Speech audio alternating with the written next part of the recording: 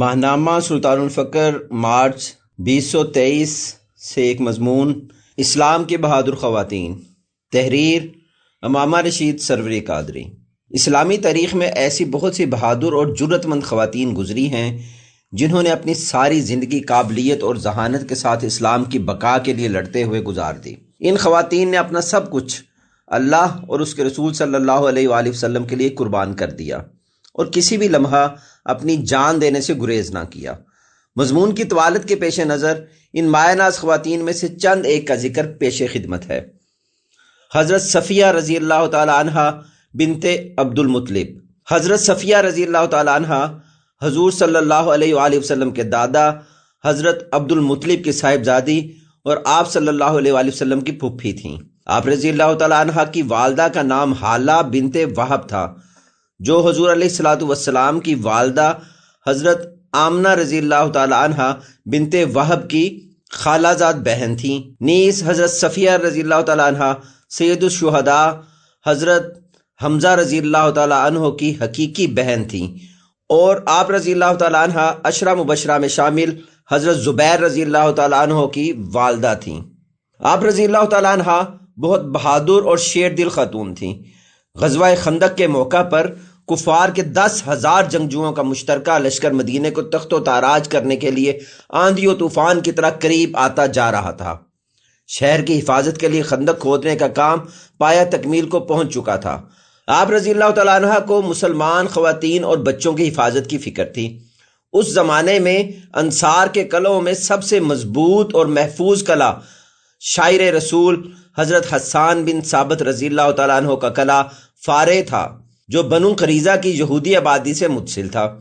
چونکہ بنو قریظہ سے امن کا معاہدہ تھا، لہٰذا حضور علیہ السلام نے تمام خواتین اور بچوں کو حضرت حسان رضی اللہ تعالیٰ عنہ کے قلعے میں منتقل فرما دیا اور خود صحابہ کرام رضوان اللہ علیہم اجمعین کے ساتھ مدینے سے باہر تشریف لے گئے۔ ابن حشام کے مطابق مدینہ کے تقریباً تمام مسلمان مرد اس غزوہ میں مصروف تھے۔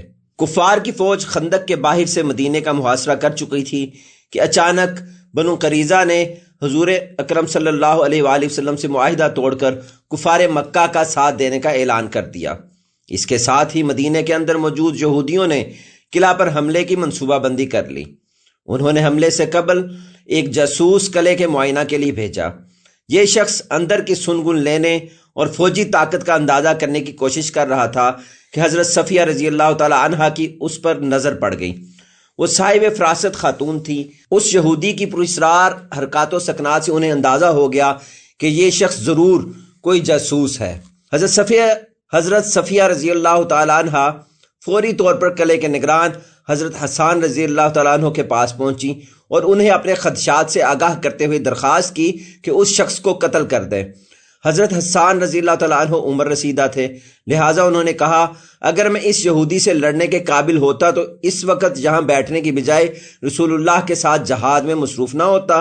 حضرت صفیہ رضی اللہ تعالیٰ عنہ کی عمر بھی اس وقت 58 سال تھی، لیکن صحت مند تھی۔ وہ کہتی ہیں میں نے جب حضرت حسان رضی اللہ تعالیٰ عنہ کا جواب سنا تو خود ہی کمر کس لی۔ قریب ہی ایک ڈنڈا پڑا ہوا نظر آ گیا۔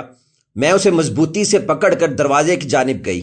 ابھی میں نے دروازہ ہلکا سا کھولا ہی تھا کہ اس شخص نے اندر گھسنے کی کوشش کی، اور یہی وہ وقت تھا جب میں نے ڈنڈے کی تابڑ توڑ ضربوں سے اسے موت کے گھاٹ اتار دیا۔ پھر حضرت حسان رضی اللہ تعالیٰ عنہ کے پاس گئی اور ان سے کہا کہ میں نے اس یہودی کا کام تمام کر دیا ہے، اب آپ رضی اللہ تعالیٰ عنہ جا کر اس کے ہتھیار اور دیگر سامان اتار لیں۔ وہ مرد ہے، وگرنہ میں خود اتار لیتی۔ حضرت حسان رضی اللہ تعالیٰ عنہ بولے مگر مجھے تو اس کے ہتھیاروں اور سامان کی ضرورت نہیں ہے۔ حضرت صفیہ رضی اللہ تعالیٰ عنہ فرماتی ہیں میرا خدشہ صحیح تھا۔ اپنے ایک ساتھی کی موت کے بعد یہودیوں کو یقین ہو گیا کہ قلعے کے اندر بھی مسلمان فوجی موجود ہیں، چنانچہ پھر انہیں حملہ کرنے کی جرأت نہ ہو سکی۔ ابن اسیر تحریر کرتے ہیں حضرت صفیہ رضی اللہ تعالیٰ عنہ پہلی مسلمان خاتون ہیں جنہوں نے بہادری کا مظاہرہ کرتے ہوئے ایک اسلام دشمن کا سر قلم کیا، جس کی بنا پر مسلمان خواتین محفوظ رہیں۔ مسلمان خواتین کے لیے رہتی دنیا تک جرأت و بہادری اور صبر و استقامت کی اعلیٰ مثال بننے والی اس عظیم مجاہدہ نے 20 ہجری میں 73 سال کی عمر میں امیر المومنین سیدنا عمر فاروق رضی اللہ تعالیٰ عنہ کے دور خلافت میں داعی اجل کو لبیک کہا اور جنت البقیع میں سپرد خاک کی گئیں۔ حضرت اسماء رضی اللہ تعالیٰ عنہ بنت یزید، حضرت اسماء رضی اللہ تعالیٰ عنہ بنت یزید بن السکن ایک انصاری خاتون تھی۔ ان کے والد کا نام یزید بن السکن تھا۔ ان کے شوہر حضرت ابو سعید رضی اللہ تعالیٰ عنہ انصاری تھے۔ حضرت اسماء رضی اللہ تعالیٰ عنہ نے حضرت مصعب بن عمیر رضی اللہ تعالیٰ عنہ کی دعوت پر اسلام قبول کیا۔ اسلام قبول کرنے کے بعد انہوں نے علم حاصل کرنے میں وقت صرف کیا۔ حضرت اسماء رضی اللہ تعالیٰ عنہ نے بیعت رضوان میں شرکت کی اور نبی کریم صلی اللہ علیہ وآلہ وسلم سے بیعت کا شرف حاصل کیا۔ آپ نبی اکرم صلی اللہ علیہ وآلہ وسلم کی محافل میں مستقل طور پر شریک ہوتی تھیں اور سوالات کرنے میں کبھی ہچکچاہٹ محسوس نہیں کرتی تھی۔ وہ سمجھتی تھی کہ سوال پوچھنے سے علم میں اضافہ ہوتا ہے۔ وہ دین کو سمجھنے میں بھی ایک اہم مقام رکھتی تھیں۔ فصاحت و بلاغت، ذہانت اور عقل مندی کی اعلیٰ صفات کے حامل دانا خاتون تھیں اور انہیں خطیبۃ النساء کے نام سے جانا جاتا تھا۔ آپ رضی اللہ تعالیٰ عنہ عورتوں کی نمائندگی کرتی تھیں۔ اس کی وجہ یہ تھی کہ آپ اکثر عورتوں کے سوالات کو نبی کریم صلی اللہ علیہ وسلم کی بارگاہ میں پیش کیا کرتی تھیں۔ ایک مرتبہ حضرت اسماء رضی اللہ تعالیٰ عنہ حضور صلی اللہ علیہ وآلہ وسلم کی بارگاہ میں حاضر ہوئیں اور کہنے لگیں، یا رسول اللہ صلی اللہ علیہ وآلہ وسلم، میرے ماں باپ آپ پر قربان ہوں، میں آپ کے پاس بہت سی خواتین کی نمائندگی کرنے آئی ہوں۔ اللہ تعالیٰ نے آپ کو مردوں اور عورتوں دونوں کے لیے بھیجا ہے۔ ہم عورتوں کو بھی آپ صلی اللہ علیہ وآلہ وسلم کی بیعت کا شرف حاصل ہوا ہے۔ ہم نے بھی آپ صلی اللہ علیہ وآلہ وسلم کی تعلیمات، آپ صلی اللہ علیہ وآلہ وسلم کی سنت اور آپ صلی اللہ علیہ وآلہ وسلم کی پیروی کرنے کا عہد کیا ہے۔ اب صورتحال یہ ہے کہ ہم عورتیں اپنے گھروں میں پردے کے پیچھے رہتی ہیں۔ ہم اپنے شوہروں کی خدمت کرتی ہیں، ان کے گھروں کی دیکھ بھال کرتی ہیں اور ان کے مال و اسباب کی حفاظت کرتی ہیں، جبکہ مرد ہم سے اس لحاظ سے افضل ہیں کہ وہ نماز جمعہ اور نماز جنازہ میں شرکت کرتے ہیں اور ثواب حاصل کرتے ہیں۔ مردوں کو جہاد میں حصہ لینے کی سعادت بھی حاصل ہے۔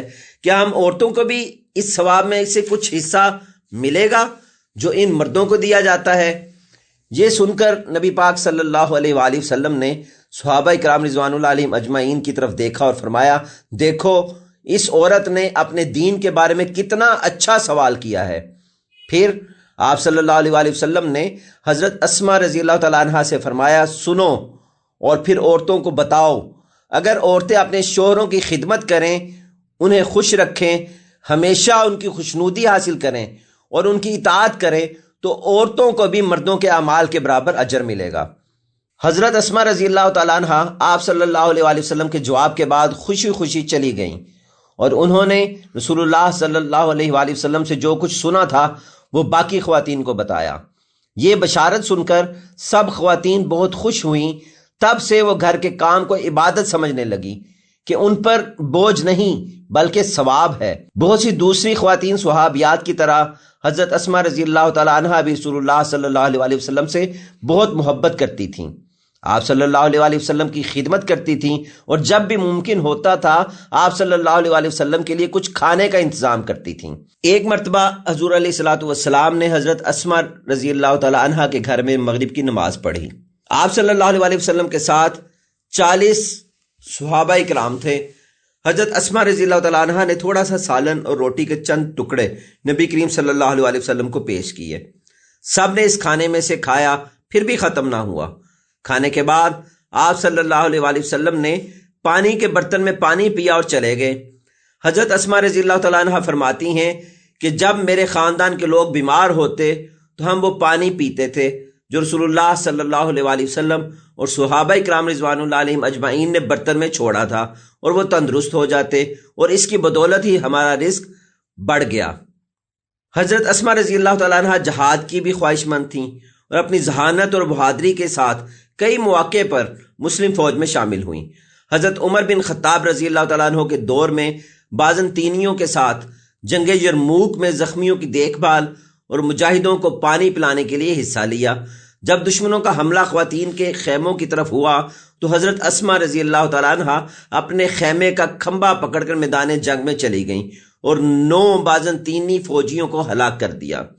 حضرت اسما رضی اللہ تعالیٰ عنہ کو پیارے نبی صلی اللہ علیہ وآلہ وسلم سے بہت سی احادیث روایت کرنے کی سعادت بھی حاصل ہوئی جو انہوں نے براہ راست رسول اللہ صلی اللہ علیہ وآلہ وسلم سے سنی تھیں۔ حضرت برکہ رضی اللہ تعالیٰ عنہ بنت صلبہ یعنی ام ایمن، حضرت برکہ رضی اللہ تعالیٰ عنہ حبشہ کی خاتون تھیں۔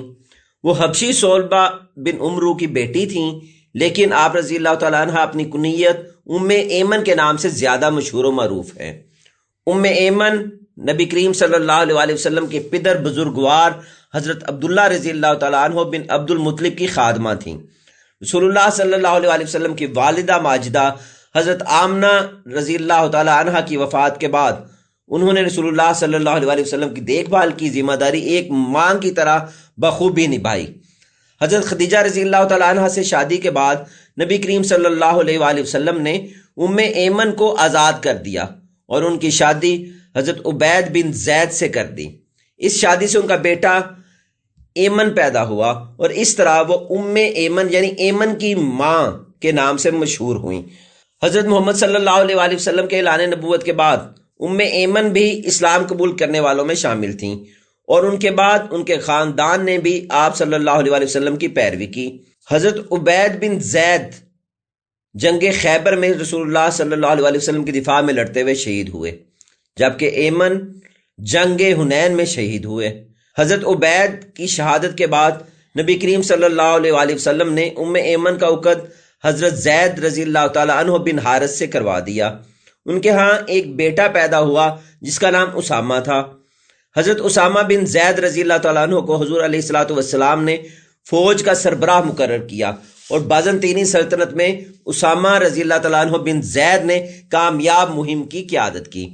جب رسول اللہ صلی اللہ علیہ وآلہ وسلم نے مدینہ منورہ کی طرف ہجرت کی تو آپ صلی اللہ علیہ وآلہ وسلم نے حضرت ام ایمن کو اپنے گھر کے کچھ خاص امور کی دیکھ بھال کے لیے مکہ میں چھوڑ دیا۔ اس کے بعد ام ایمن خود ہی مدینہ ہجرت کر گئیں۔ حضرت ام ایمن رضی اللہ تعالیٰ عنہا نے صحرائی اور پہاڑی علاقوں کا مشکل اور طویل سفر پیدل طے کیا۔ گرمی کی شدت اور ریت کے طوفان نے راستے کو دھندلا کر رکھا تھا، لیکن ام ایمن رسول اللہ صلی اللہ علیہ وآلہ وسلم سے گہری محبت اور لگاؤ کی وجہ سے ثابت قدم رہیں۔ جب وہ مدینہ منورہ پہنچیں تو ان کے پاؤں میں زخم اور سوجن تھی اور چہرہ ریت اور مٹی سے اٹا ہوا تھا۔ رسول اللہ صلی اللہ علیہ وآلہ وسلم نے انہیں دیکھ کر کہا، یا ام ایمن، یا امی، یعنی اے ام ایمن، اے میری ماں، بے شک آپ رضی اللہ تعالیٰ عنہ کے لیے جنت میں جگہ ہے۔ مدینہ میں بھی ام ایمن نے مسلمانوں کے معاملات میں اپنا بھرپور کردار ادا کیا اور رسول اللہ صلی اللہ علیہ وآلہ وسلم کو کافروں کے حملوں سے بچانے کے لیے آپ صلی اللہ علیہ وآلہ وسلم کی ہر طرح سے حفاظت کی۔ انہوں نے مختلف جنگوں میں بھی نبی کریم صلی اللہ علیہ وآلہ وسلم کا ساتھ دیا۔ غزوہ احد میں وہ مسلمان سپاہیوں کے لیے پانی لاتی تھیں اور زخمیوں کے علاج میں مدد کرتی تھیں۔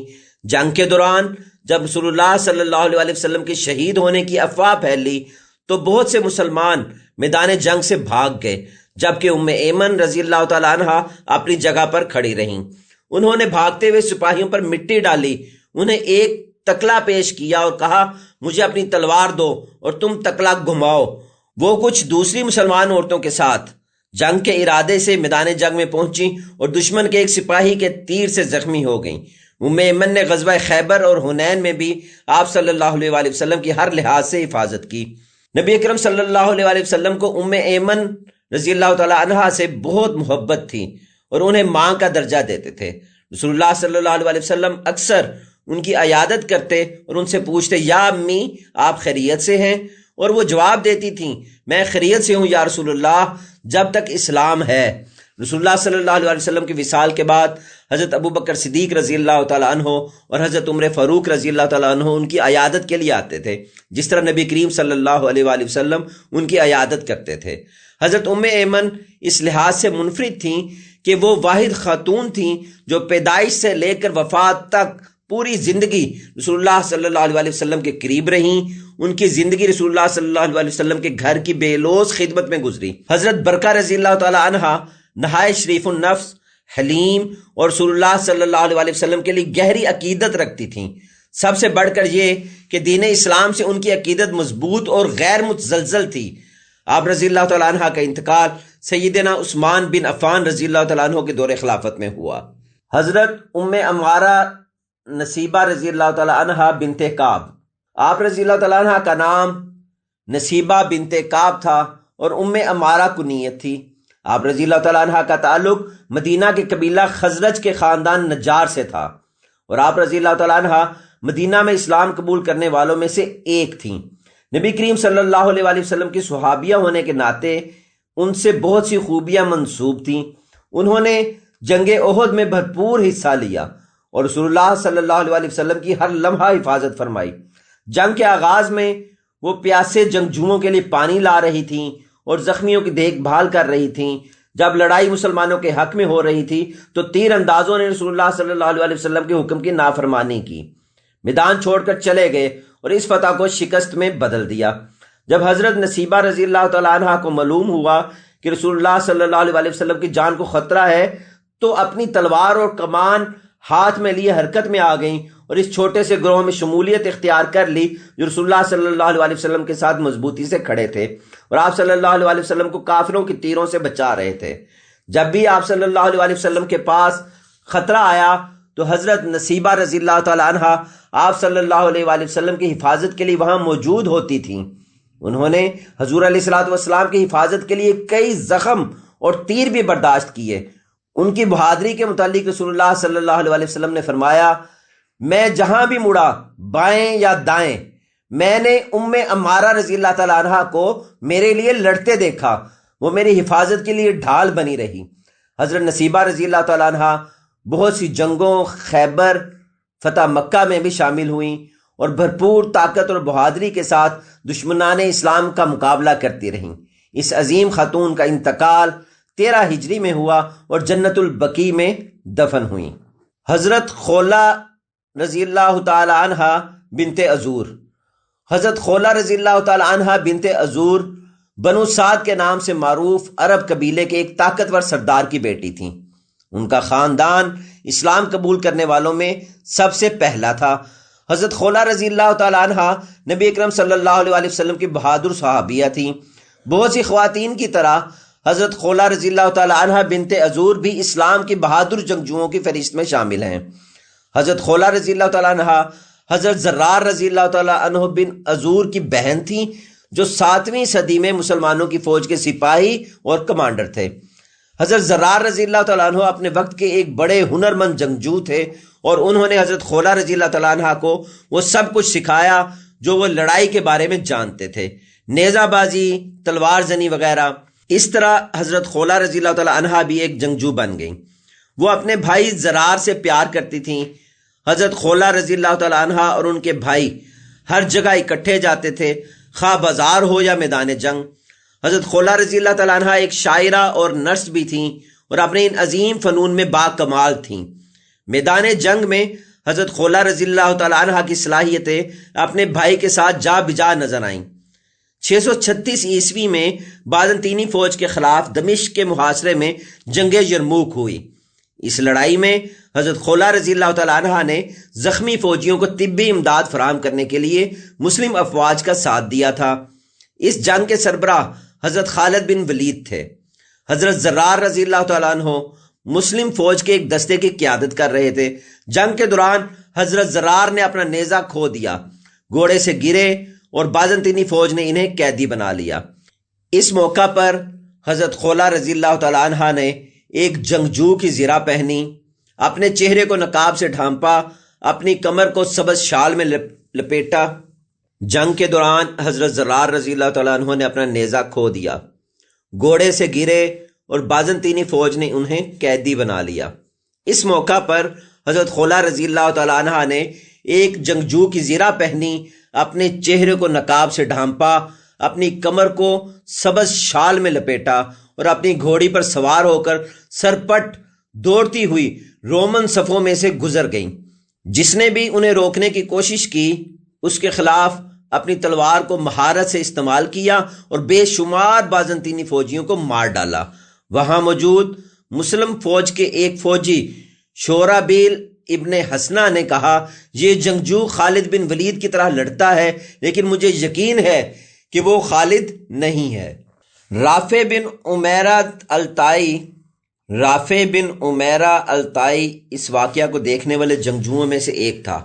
اس نے بتایا کہ کس طرح حضرت خولہ رضی اللہ تعالی عنہ سپاہی دشمنوں کی صفوں کو منتشر کر کے ان کے درمیان غائب ہو جاتی، تھوڑی دیر بعد ان کے اپنے نیزے سے خون ٹپکتا ہوا ظاہر ہوتا، وہ پھر سے مڑتی اور بغیر کسی خوف کے اس عمل کو کئی بار دہراتی۔ پوری مسلم فوج ان کے لیے پریشان تھی اور ان کی حفاظت کے لیے دعائیں مانگ رہی تھی۔ رافع اور وہاں موجود دوسرے جنگجوؤں نے سوچا کہ وہ حضرت خالد رضی اللہ تعالیٰ عنہ ہیں، لیکن اچانک حضرت خالد رضی اللہ تعالیٰ عنہ کئی سپاہیوں کے ساتھ نمودار ہوئے۔ رافع نے حضرت خالد رضی اللہ تعالیٰ عنہ سے پوچھا، وہ سپاہی کون ہے؟ خدا کی قسم اسے اپنی حفاظت کا کوئی خیال نہیں ہے۔ حضرت خالد بن ولید نے جواب دیا، وہ اس شخص کو نہیں جانتے۔ جب بہت سے رومی سپاہی ان کا پیچھا کرتے ہوئے آ رہے تھے تو وہ مڑی اور ایک ہی وار میں بہت سے رومیوں کا سر قلم کر دیا۔ رومی بالآخر جنگ ہار گئے اور فرار ہو گئے۔ بہت سے لوگ میدان جنگ میں ہلاک اور زخمی ہو گئے تھے۔ حضرت خالد رضی اللہ تعالیٰ عنہ نے حضرت خولہ رضی اللہ تعالیٰ عنہ کی بہادری کی تعریف کی اور انہیں پردہ ہٹانے کو کہا، لیکن انہوں نے کوئی جواب نہیں دیا اور وہاں سے جانے کی کوشش کی۔ لیکن حضرت خالد رضی اللہ تعالیٰ عنہ کے بار بار اصرار کرنے پر انہوں نے جواب دیا، میں خولہ رضی اللہ تعالیٰ عنہ بنت عذور ہوں، زرار بن عذور کی بہن۔ میں فوج میں خواتین کے ساتھ تھی۔ جب مجھے معلوم ہوا کہ دشمن نے میرے بھائی کو پکڑ لیا ہے تو مجھے وہ کرنا پڑا جو مجھے کرنا چاہیے تھا۔ تب حضرت خالد رضی اللہ تعالیٰ عنہ نے اپنی فوج کو فرار ہونے والی رومی فوج کا پیچھا کرنے کا حکم دیا اور حضرت خولہ رضی اللہ تعالیٰ عنہ اس دستے کی قیادت کر رہی تھیں اور وہ فرار ہونے والے رومی فوجیوں کو تلاش کرنے میں کامیاب ہو گئے جو قیدیوں کو اپنے ہیڈ کوارٹر لے جا رہے تھے۔ ایک اور لڑائی ہوئی، رومی فوجی مارے گئے اور حضرت خولہ رضی اللہ تعالیٰ عنہ نے اپنے بھائی کی جان بچا لی۔ اجنادین کی جنگ میں حضرت خولہ رضی اللہ تعالیٰ عنہ کا نیزہ ٹوٹ گیا، ان کی گھوڑی ماری گئی اور انہوں نے خود کو قیدی پایا۔ لیکن حضرت خولہ رضی اللہ تعالیٰ عنہ یہ جان کر حیران رہ گئی کہ رومیوں نے عورتوں کے کیمپ پر حملہ کیا اور ان میں سے کئی ایک کو پکڑ لیا۔ رومیوں کے قائد نے قیدیوں کو اپنے کمانڈروں کے حوالے کر دیا اور حضرت خولہ رضی اللہ تعالیٰ عنہ کو اپنے خیمے میں منتقل کرنے کا حکم دیا۔ حضرت خولہ رضی اللہ تعالیٰ عنہ غصے میں تھیں اور فیصلہ کیا کہ ذلت میں جینے سے زیادہ عزت کی موت مرنا بہتر ہے۔